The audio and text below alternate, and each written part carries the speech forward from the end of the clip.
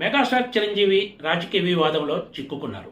హోరాహోరీగా సాగుతున్న ఆంధ్రప్రదేశ్ అసెంబ్లీ ఎన్నికల్లో చిరంజీవి టీడీపీ, జనసేన, బీజేపీ కూటమి అభ్యర్థులుగా ఉన్న సీఎం రమేష్, పంచకర్ల రమేష్ బాబులకు మద్దతుగా ఇటీవల ఆయన ఒక వీడియో విడుదల చేశారు. సీఎం రమేష్ బీజేపీ తరపున అనకాపల్లి లోక్సభ సభ్యుడిగా బరిలో నిలిచారు. పంచకర్ల రమేష్ బాబు జనసేన తరపున పెందుర్తి నియోజకవర్గం నుంచి పోటీ చేస్తున్నారు. వీళ్ళిద్దరకు అండగా నిలబడాలని, వీళ్లకు ఓటు వేయాలని ఆయన తన వీడియో ద్వారా కోరారు. అంతేకాదు, చాలా కాలం తర్వాత రాజకీయ అంశాల గురించి మాట్లాడాల్సి వస్తుందని, ఇది తన తమ్ముడు పవన్ కళ్యాణ్ కోసం అంటూ కూడా చెప్పారు. ఆంధ్రప్రదేశ్లో టీడీపీ, జనసేన, బీజేపీ కలిసి కూటమి ఏర్పాటు చేయడం శుభ పరిణామం అంటూ చిరంజీవి వ్యాఖ్యానించారు. ఇదే ఇప్పుడు రాజకీయ వివాదానికి కారణమైంది. దీనిపై స్పందించిన వైసీపీ నేత, ప్రభుత్వ సలహాదారు సజ్జల రామకృష్ణారెడ్డి చిరంజీవితో సహా ఎంతమంది వచ్చినా తమకేమీ కాదన్నారు.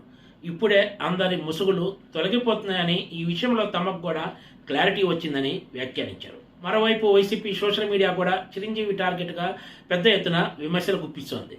సజ్జల కామెంట్స్ పై జనసేన అధినేత పవన్ కళ్యాణ్ కూడా ఒక బహిరంగ సభలో హెచ్చరికలు జారీ చేశారు. ఆజాత శత్రువు అయిన చిరంజీవి జోలికి వస్తే సహించేది లేదని హెచ్చరించారు.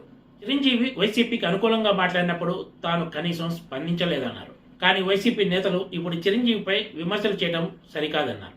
ఈ పరిణామాలన్నీ చూస్తుంటే రాబోయే రోజుల్లో సినిమా హీరోల ఇష్యూలు ఆంధ్రప్రదేశ్ రాజకీయాల్లో హాట్ టాపిక్ గా మారడం ఖాయంగా కనిపిస్తోంది. గతంలో ఒకసారి చిరంజీవి ఆంధ్రప్రదేశ్ అసెంబ్లీ ఎన్నికల్లో తన మద్దతు సోదరుడు పవన్ కళ్యాణ్ కాక మరెవరికి ఉంటుందంటూ ప్రశ్నించారు.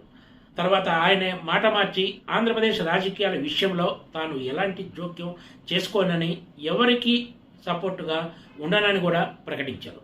ఇప్పుడు చిరంజీవి టీడీపీ, జనసేన, బీజేపీ కూటమికి మద్దతుగా మాట్లాడటమే వైసీపీ ఆగ్రహానికి కారణమైంది.